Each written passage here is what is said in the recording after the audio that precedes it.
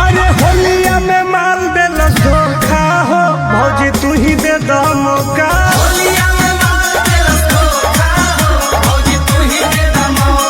तू ही दे दो मौका हो तू ही दे दो मौका।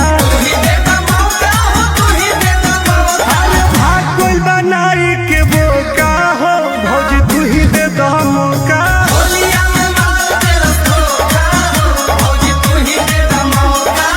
देवर के दुख बुझा हो जाई।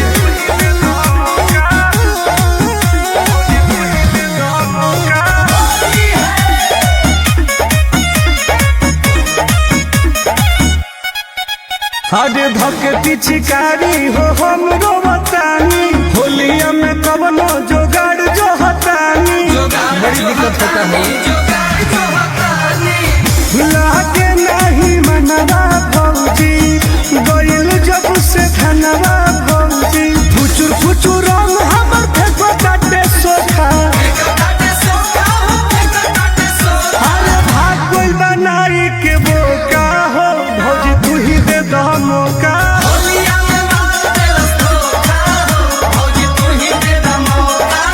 बड़ी परेशान बनी होली में।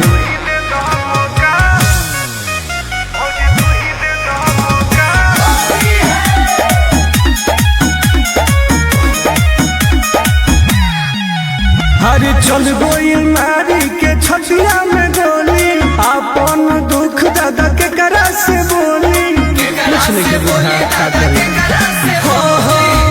कहे टून टूनवा भौजी करे दो सगुनवा भौजी।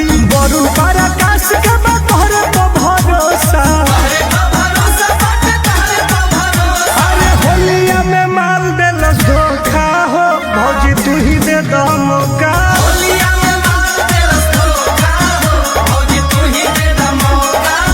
प्लीज भाभी देवर पर ध्यान।